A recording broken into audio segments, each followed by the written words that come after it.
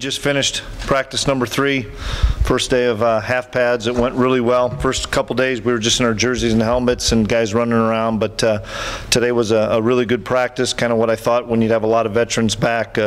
Real crisp, good energy, good physical play, and everybody stayed on their feet, so it was a really good day, and we're excited about the season, excited about the returners we have, and excited about a lot of young guys that we're going to learn a lot about over the next month of August. So with that, I'll open up for questions. What do you like the most? Oh, just the energy of the whole group, and the fact that we have that many returners here that are holding each other accountable, and that's something that we talked about a lot in the summer of high expectations, and like there always are, which is great. But the guys have to take ownership in the program. It's their program, and they're holding each other to a high standard. First time in 5 years you guys are not defending a national championship. What's different? Absolutely nothing, in my opinion. It's business as usual. It's practice 1, and it's a new football team, and this is a 2017 Bison. What's a position group that you are interested in seeing things shake out in this fall camp? Well, obviously all of them to find out where our depth is, but if you wanted to pinpoint a couple, I'd say the offensive line, where we just have 2 returning starters, but a lot of young talent that we need to find out over the next month how it's going to shake out. I think we'll play up to 8, 9, 10 guys, and then probably the corner spot, because we have returners there, but we also have pretty good depth and pretty good competition. You redshirted your entire freshman class last year. I'm not going to ask you specific players because you just got them in, but is there a spot where you might be looking at bringing in a true freshman? That's hard to say this early. You know, you'd always look at a skill position, you know, receiver, running back, DB, but it's hard to say right now. In a perfect world, we'd be able to redshirt all these guys again, because I think it was a great benefit to the kids that were redshirted, and you can tell they've had a year with Coach Kramer, and they're bigger, stronger. They've had a year in the program, and you can tell you see a difference in those guys. In terms of the front 7, Chris, is this maybe the best depth you've had between D tackle, DN, linebacker, middle, outside that you've had since you've been head coach? Oh yeah, since I've been here, without a doubt, I think we can play 8, 9 guys up front, and there's some youth in there as well. And then at linebacker, I'm really pleased with the progress of Marlette and Jordyme and Chris Ward and Jabril Cox, and obviously the people know about Plank and DeLuca, but I think we're, you know, have 7 or 8 guys in there that we feel really good about.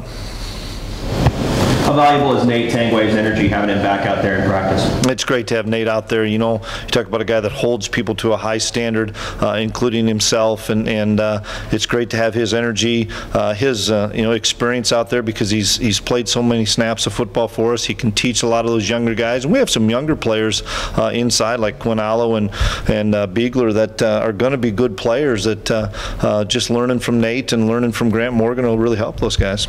Not giving away any trade secrets, but what might the layman be able to see difference-wise between what Coach Messingham's scheme looked like and what Polisek's looked like? Well, probably layman, not much. I mean, Connor Riley's our run game coordinator, so you're going to see a lot of the same things in the run game, a lot of the same things maybe formationally. I think we're going to call things a little bit differently in the passing game. We talk a lot about just being a little bit more efficient in the throwing game. We all have to be better in the throwing game, from the quarterback position to the receiver position in backs, as well as the O-lineman. But I think it's maybe simplifying some things in the throwing game. But we make no mistake, we need to be more productive, and all those guys are back too. So that's encouraging. You know, you have all your tight ends back, obviously the quarterback back, and a number of wide receivers. We should be more efficient. Kind of playing off that, what do you want to see the next step for Easton Stick? Continue to develop as far as his skill set, whether it's, you know, his drops, his mechanics, his footwork, as well as his decision making.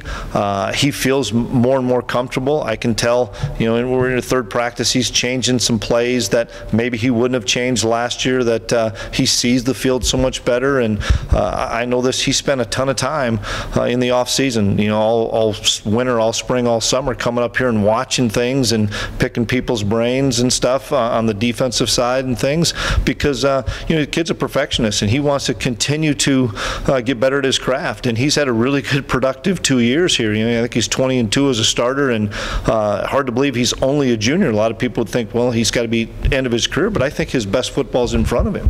FBS transfer is not an incredibly common thing for this program. What can Desmond Kane bring to the table?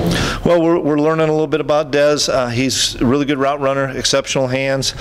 He's got a lot of learning to do within our system and within our offense, but I like the way he practices. I like the way he listens to guys like Shep and RJ and takes coaching, and you can see a really good athlete out there. Now, where we'll use him, we'll find out over the next month. With Easton's stint, whether it's the FCS All-American or the NBC All-Conference teams, do you feel like he's overlooked at all? Because he's not really on any other big team. Well, Carson Wentz was never an All-Conference kid either, but that's kind of the position we have here as well, and I don't think it really rattles Easton. He wants to win football games and win championships and let all the outsiders determine who's all league and who's all American. In the grand scheme of things, if your football team's pretty good, your quarterback's going to be pretty happy. Do you see offensive line as a position where you can move everybody around, that if you want to, could Cooner go back to center if you don't like things how are going by the end of camp? Yeah, I think so. And we were looking at some guys in there today, and I'm really pleased with a lot of young players. Dylan Radin's redshirt freshman's playing a lot at the left tackle position, which allows us to move Colin Connor around a little bit. I really like what Kubas is doing at the right guard position. That gives us a little bit of flexibility there. Zemer's been in the program for a long time. The third, Zach Johnson's playing a lot of football for us. Bacon, the Volson brothers. I mean, we have a lot of guys in there. Cooner's going to be in there, and CC's going to be in there. Now, how are we going to mix and match those other three spots with a number of players? And that may be, into October, really, because of the 3 non-conference games. Any concern that Luka can pick up where he left off? Nah, not with Nick. He's such a competitive guy, and I see a guy that's just as fast as he's ever been, and he'll strike you still. I know he's not worried about his shoulder. The challenge for Nick is we need to give him challenges, and he's playing some outside linebacker position. He's playing a lot where Travis Beck played, and that's usually a typical a playmaking position, and so he's learning a new position. So I think he's pretty invigorated to learn that and master that position, as well as playing the inside. He'll play the Mike some as well. How important has it been to kind of settle on positions for Marquise Bridges and Ty Brooks? I think it's been really critical for those two guys to be with the same position now for really the second year. Now, Marquise came over early last year in September, and so he was able to get a little bit of fall, but the entire spring and then the entire summer. I think for Marquise, he needs to continue to learn from Jalen Allison, learn from Trey Dempsey.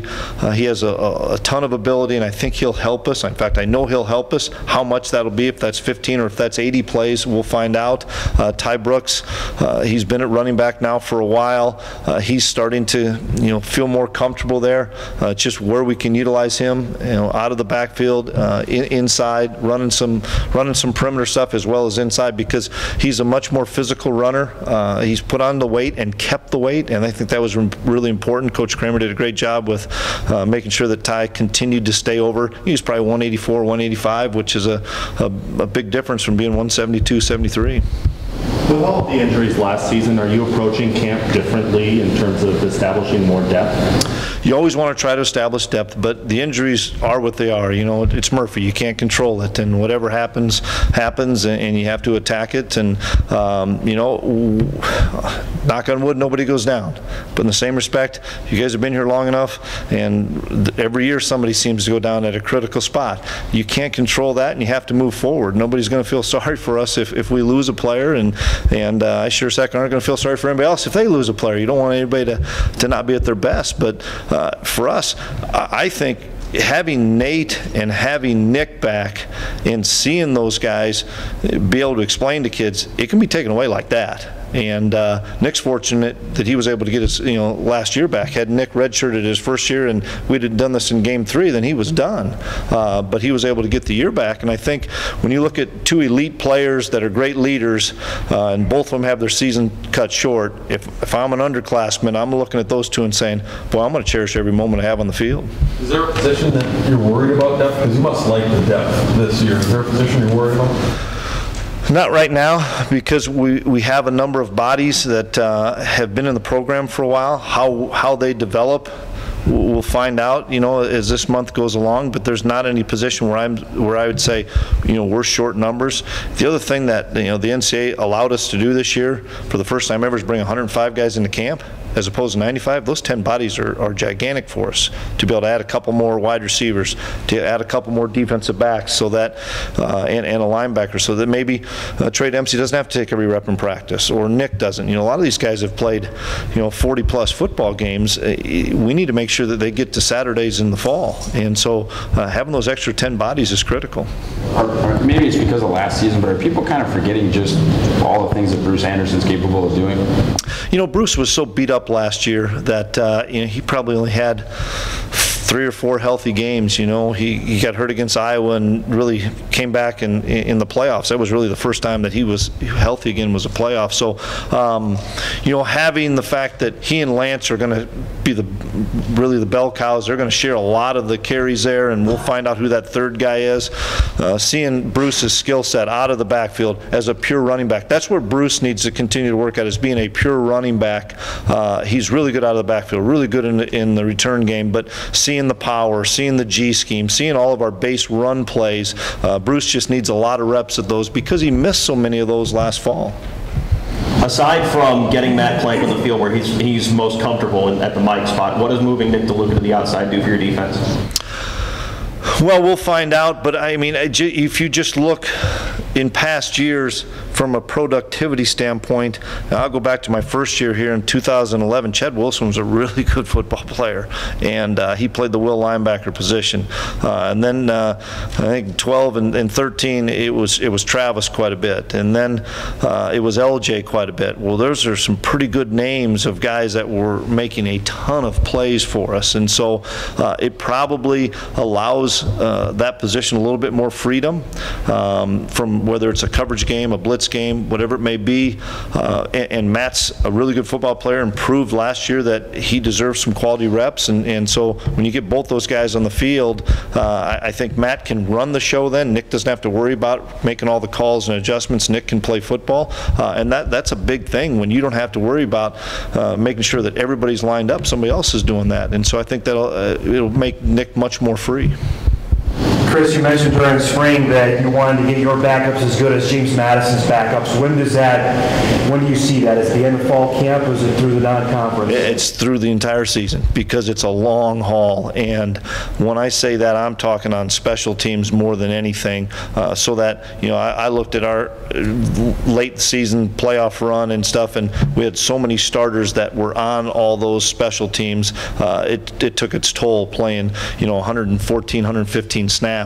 And so, simple thing, we don't have any depth charts in special teams. It's first year doing that here. We do not have a depth chart in special team. We have guys that are playing these positions, and we're battling it out, and we have a bunch of drill work, and we'll determine who the guys are. But, I don't want somebody to say, well, this guy's automatically going to be the bullet on kickoff, or it's Chris Board, I just got to try to be his backup. We're not doing that. We're kind of having open tryouts at all those special team spots, and that's something the seniors and I talked about, was creating more competition and having more competitive environments. And that's what we're going to foster in camp is, for the first 2 weeks, we're just going to mix and match all these special teams and see who the players are, see who the guys are that can help us, and then we'll figure it out after probably August 15th where we're going to plug those guys in on depth charts. Compared to last year, you got to feel a lot more confident about the secondary, especially, right? Well, we have 2 returning safeties that I think are really special players. They're first-team all-conference guys that understand the game exceptionally well. We moved Jackson Brown to back up Trey Dempsey in the middle of last year, and Jackson's a really fast, athletic guy, and it probably sets his skill set up a little bit better.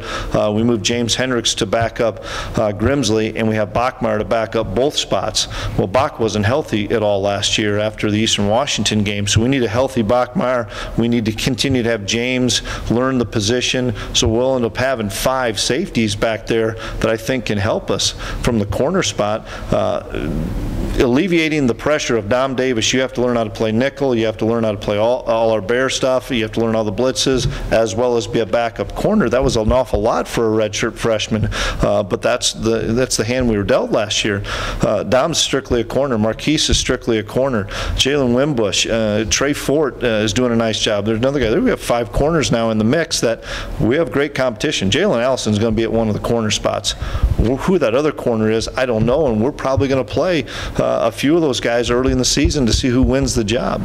Is Joey going to work in with the nickel group, or is that going to be more of a 3 safety type of Well, we're still deciding that. I mean, he has to do a bunch of things this camp to prove that he understands our defense, and that's something that's difficult to do when you're a new guy coming in like he was last year, and we had him at corner, and then we thought about putting him at free safety. Now we've kind of locked him into being that one of those nickel spots, but Robbie's there as well, and Chris Board and Jabril. There's a lot of competition, and that's something that we knew as coaches we needed to do. We needed to have a bunch of competitive environments in all these different positions, so that nobody can feel good to say, well, they don't have anybody else to play. And so I'm excited about the competition we have. When I say the secondary, you got to include the nickel position where Pierre played and where Hegel played and Shep played and all the other guys in the past. We have 5 spots back there that have to be manned by probably 9 guys.